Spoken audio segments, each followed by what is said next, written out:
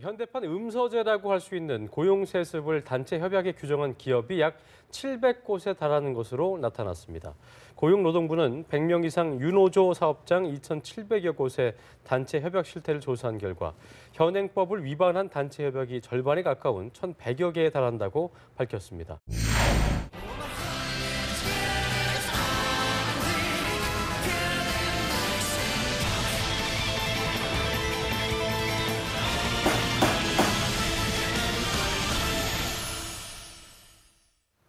네, 국회에서 취업준비생의 인권을 위한 보호법 제정을 추진 중이라고 하지요. 네. 국회에 취준생 인권보호법을 위한 움직임이 있다면 네, 저희 잡정보센터에는요. 네. 취준생의 인권을 지키는 방법을 알려드리는 취준생 인권위원회가 있습니다. 그렇습니다. 몰라서 넘어가고 취업시장의 약자라서 알면서도 참아야 했던 그런 일들을 우리 취업준비생들이 많이 실제로 겪고 계실 텐데요. 이 코너 통해서 많은 분들이 자기 권리를 좀 당당하게 지킬 수 있기를 기대해 보겠습니다. 네. 예.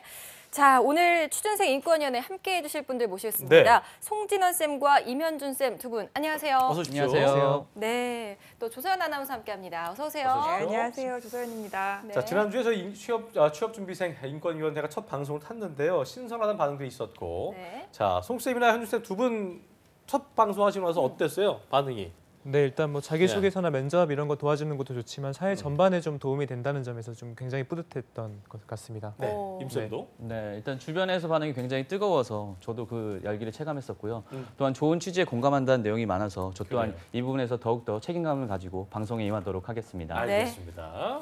자, 조서연 아나운서는 지난주에 망치를 아주 네. 아주 가열차게 때리셨는데 네. 좋토로, 잘 어울리시는 예. 것 같아요. 네, 오늘도 한번 준비를 때려봐 좀 주세요. 자, 시. 해봤는데요. 네. 네, 오늘도 준비를 해봤는데요. 좀 오늘도 좀 속 시원한 어떤 해결 방안이 있다면 또 한번 망치를 한번 두드려 보도록 하겠습니다. 알겠습니다. 네. 자, 오늘 방송도 기대가 되는데요. 시간이 많지 않아서 좀 빠르게 진행해 보겠습니다. 예.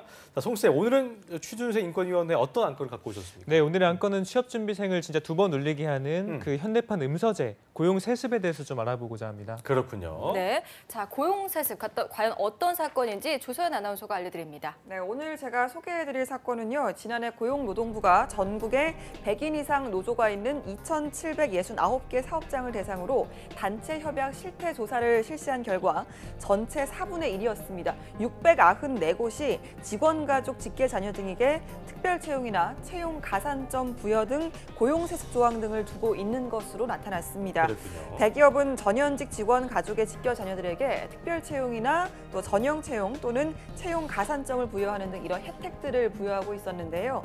가뜩이나 이 취업난 때문에 몸살을 앓고 있는 청년층들에게 반발을 살 수밖에 없었습니다. 이에 따라서 정부와 사측은 이를 독소 조항으로 보고 자율 시정 권고 그리고 설득 작업 등을 병행하고 있지만 노조들은 이에 강력하게 반발하고 있는 상황입니다. 그래요. 대기업 전현직 직원 가족의 직계자녀 특별 채용, 전용 채용, 채용 가산점 특혜 이건 독소 조항인가 아닌가 한번 예. 때려주시죠. 독소 조항이죠. 네. 시작해 보겠습니다. 네. 자, 조건도 전혀 다르지 않은데 누구는 채용 가산점을 받아서 붙고 자신은 떨어지면 진짜 억울하긴 할 것 같아요, 송쌤.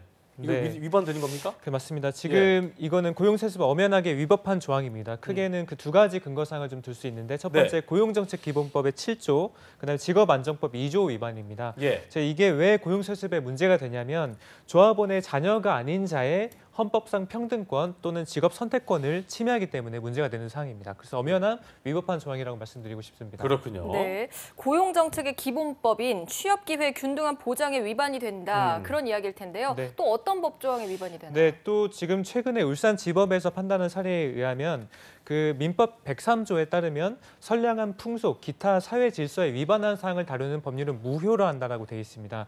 그래서 이게 지금 어쨌든 채용 세습이라는 것이 우리나라의 선량한 풍속에 위반된다고 봐서 또 위법한 판단을 한 경우가 있습니다. 그렇다면 예. 이걸 생각하지 않으신 분들은 그럼 위법은 당연히 하지 말아야지 왜 공공연하게 일어나고 있는 거야? 라고 이제 질문하실 텐데 임쌤 그럴 만한 이유가 있나 보죠? 네, 일단 법 위반 사항이 위법인 건 분명하지만 네. 법 위반이 된다고 해서 바로 처벌되는 것이 아니라 권고 제도가 있기 때문입니다. 현행 노조법은 행당관청이 단체 협약에 위법한 내용에 의해 일정 기간 자율 개선을 권고하고 예. 이후 노동위원회 의결을 거쳐 시정명령을 할 수 있다고 되어 있는데요. 예. 이후에도 개선이 없지만 최종적으로는 500만 원 이하의 벌금을 부과될 수 있지만 아. 실질적으로 벌금 조치가 잘 이행되고 있지 않아서 실효성에 꾸준히 논란이 제기되고 있고요. 그렇군요. 최근에 연루된 채용 비리와 더불어 다시 한번 재점화된다고 볼 수 있습니다. 네. 그렇군요. 도대체 어느 기업이 이런 비리에 연루된 겁니까? 네, 알려주십시오. 뭐 많은 기업들이 하고 있는 최근에는 지금 농축협 지역조합 여기서 이제 임원 자녀를 해당 조합 또는 인근 조합에 배치한 경우가 좀 있습니다. 예. 근데 지금 이런 경우는 사실 뭐 많다고 해서 하나의 뭐 문제될 건 요즘에 문제지만 문제가 될 건 아닌 것 같은데 더욱 문제될 것은 지금 이거를 이제 농협중앙에서 발견을 했는데 그냥 경징계 조치만 좀 내렸어요. 그러니까 채용 취소라든지 이런 걸 하지 않았기 때문에 지금 더 문제가 좀 되는 네. 상황입니다. 그렇군요. 그 최근에 뭐 감사 결과를 보면은 실질적으로 이 공고 자체를 공개 채용이라고 했지만 내부적으로 조합원의 사이트에만 올려놓는 등 또는 이제 5일 이상의 좀 공고를 내야 되는데 그렇지 않고 이제 짧게 내는 등 이제 문제가 좀 있었고 또 만약에 채용을 하기 위해서는 2배수 조항을 좀 있습니다. 그러니까 경쟁이 최소 2배수 정도 돼야지 그 중에 한 명을 채용해야 되는데 그 부분도 지금 좀 지키지 않아서 이제 좀 송방망이 이제 징계를 한 거 아니냐 이런 예. 지금 사회적인 문의가 좀 있습니다. 임쌤, 홍쌤 말 들으면 이게 뭐 무늬만 그 공개 채용이네요. 네, 맞습니다. 예. 일단 공개 채용이라 하면은 외부에 공개된 포지션에 적합한 지원자들을 그렇죠. 채용하는 시스템이라고 볼 수 있는데요. 반대말은 내부 채용이 있죠.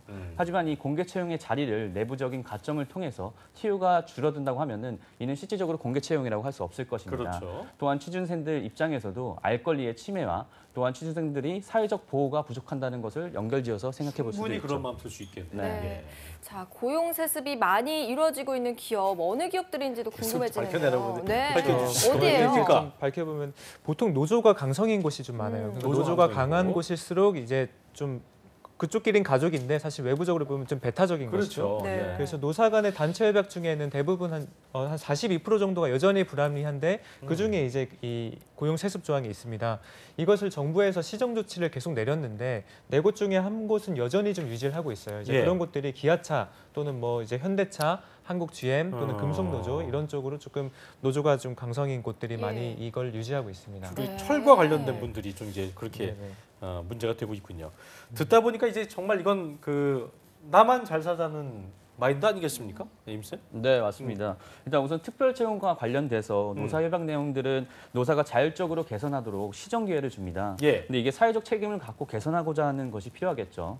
따라서 최근 이슈가 되면서 이런 부분에 있어서 협약을 수정하는 기업체들의 움직임이 보이고 있습니다. 그렇군요. 네, 2015년도 정유사의 조합원 자녀 우선 채용제 같은 경우 GS 칼텍스를 시작으로 S-오일, 현대 오일뱅크들이 고용 세습 조항들을 개정했고 이때 SK 이노베이션 같은 경우 빠져 있었는데 올해 가을 최근 타결된 임금 및 단체 협상, 일명 인단협 합의안에서 기존 단체 협약 24조 2항에 회사는 정년 퇴직자, 상병으로 인한 퇴직자의 직계 가족의 채용에 있어 자녀 충족 시 우선 채용의 편의를 도모한다는 이런 규정을 삭제했습니다. 삭제했군요. 네. 예. 조항을 보니까 정년 퇴직자, 상병으로 인한 퇴직자의 직계 가족이라고 돼 있는데 회사마다 다 다를 것 같아요. 그렇죠. 회사마다 다르죠. 최근에 이제 현대차 노사의 단협 사항을 좀 보면은 97조에 우선 이 채용 조항이 좀 있습니다. 이게 이제 위법한 내용이라면서 이제 고용노조부로부터 이제 시정 공고를 받았는데 예. 네. 이걸 좀 보자면 회사는 조합원이 업무상 사망했거나 6급 이상의 장애로 퇴직할 때 직계가족 또는 배우자 이중 1인에 대해서 결격 사유가 없는 한 요청일로부터 6개월 이내 특별 채용하도록 한다라고 규정이 좀 되어 있습니다. 이게 뭐 어쨌든 최근에는 청년층 취업이 이렇게 어려운데 꼭 그렇게 내부적으로 채용을 이어가야 되냐 이런 사회적 비판이 계속 일고 있는 지금 문제 상황입니다. 네. 제가 그 자리에 처한다면 이런 마음이 들 수는 있겠습니다만 그래도 근무하면서 발생한 사고에 대해서는 어떤 보상 차원으로 가야지 이게 이 보상 차원이 우선 채용으로 대체되는 건 좀 뭐 아닌 것 같다 생각이 들기도 하고요. 어떻게 좀 봐야 될까요? 네, 노사의 협약에 의해서 만드는 조약이기 때문에 노사마다 좀 다른 겁니다. 기아차 같은 경우 인력 수급 개혁에 따라서 신규 채용 때 재직 중 질병으로 사망한 직계 가족인 1인, 또 정년 퇴직자 및 장기 근로자 25년 이상 근무한 자녀에 대해서 채용 규정상 적합하다고 하면은 그 우선 채용한다는 조항을 가지고 있습니다. 하지만 이는 단체 협약이라는 것은 회사의 노동조합과의 복지 또는 관계에 대한 규율 사항인 것이지 단체 교섭 대상의 자녀까지 규율하지 않는다는 측면에서는 노동법 제29조의 단체 교섭 대상 위반 소지가 있습니다. 또한 재직 중 질병 또는 산재로 인한 것은 보상이 다른 부분에서도 충분히 이루어질 수 있는데 굳이 이런 부분이 사회적 이슈가 민감함에도 불구하고 계속 유지되고 있다는 점은 충분히 심각하게 재고해봐야 될 것입니다. 그렇겠네요. 네, 뭐 재직 중에 발병한 질병이나 사망은 근로자 가족에게 정말 재난 상황도 같기 그렇죠. 때문에 그렇지만 정년퇴직이나 장기 근로하신 분들 이런 내용은 좀 보상 차원인 것 같은데요. 어떻습니까? 그럼 뭐 세부적으로 사실 이제 회사마다 좀 조건이 다르기 때문에 고용노동부에서 일일이 확인이 좀 불가한 사항인데 어쨌든 그 세부 규정이 과연 이 사회 통념상 합법한지 좀 합리적인지 이런 부분을 이제 좀 봐야 되는데 사실 그게 법 해석에 따라 좀 갈릴 수 있죠. 아까 이런 그렇죠. 부분들은. 네. 그래서 이 부분은 이제 정부가 명확하게 지금 법 개정 강화를 통해서 가이드라인을 좀 제시를 해야 된다고 생각이 좀 드네요. 네. 네. 근로자의 권익을 증진하기 위한 노조의 어떤 존재 자체를 반대하는 건 아니겠습니다만 그래도 어떤 기업 다니는 직원의 자녀는 합격이고 네. 또 이런 뭐 자기 밥그릇만 챙기는 어떤 조항이라면 부정적인 노조 이미지를 버기는 쉽지 않다고 볼 수 있을 텐데 현준 쌤이 이제 CJ 출신이시기 때문에 CJ는 그 노조 없잖아요. 네, 맞습니다. 그럼 어떻게 뭐 그 해요? 네, CJ 같은 경우 이제 노조가 없는 대신에 열린 협의회라는 그 협의체를 운영하고 있습니다. 비슷한 형태의 그런 것들. 네, 맞습니다. 각 부서별로 한 명씩 이 열린 협의회의 구성원이 돼서 임직원들의 건의 사항들을 수렴하고 이를 사측에 전달하는 역할을 하고 있습니다. 또한 사측의 내용들이 있으면 임직원들한테 공지를 해주는데 다만 이제 한 가지 아쉬운 점은 이제 정식적인 노조가 아니기 때문에 그 교섭권이 없다는 교섭이 안 점입니다. 되는 거죠, 그렇죠? 네, 그렇죠. 네. 그래서 실질적으로 전달하는 역할만 하지 임직원들 권리 행사에는 제한된 점이 많이 있기 때문에 여타 앞서 말씀드렸던 다른 기업 대비 그 임직원들의 권리 부분이 약하게 인정된다고 볼 수 있죠. 그래요. 네. 강제성이 없기 때문에 뭐 권고는 하지만 이게 반영되는 경우는 이제 그럴 때도 있고 아닌 경우도 있어서 예, 그렇습니다. 네. 자, 만약에 비양심적인 고용 세습 조항이 있는 곳을 발견했다. 이럴 때 어떻게 해야 될까요, 쌤? 그 사실 이게 지금 이 단체 협약에 규정되어 있다는 것은 회사하고 노동조합과의 관계이기 때문에 제3자 입장에서 이걸 신고한다고 이게 뭐 신고가 사실 들어가진 않습니다. 그래서 이 부분은 진짜 만약 취업준비생 입장에서 채용 과정에서 이것 때문에 불이익을 받았다라고 한다면 민사소송을 통해서 이제 소를 좀 제기하는 수가 있는데 이 부분도 사실 현실적이진 않죠. 그래서 이제 저희 방송을 통해서 좀 자율적으로 개선이 좀 됐으면 좋겠고 특히 최근에 공공기관 관련해서는 최근 국민권익위원회에서 11월 중부로 연말까지 특별 채용 비리 신고 기간을 좀 두고 있습니다. 이때는 신고를 하게 되면은 이런 것들을 최고 2억 원의 포상금까지 좀 지급을 하고 있어서 국번 없이 110 또는 1398번으로 좀 연락을 하면 좋겠습니다. 네, 네, 알겠습니다. 오늘 수고해주신 두 분 쌤과 조선 아나운서 고맙습니다. 고맙습니다. 네, 감사합니다. 한국직업방송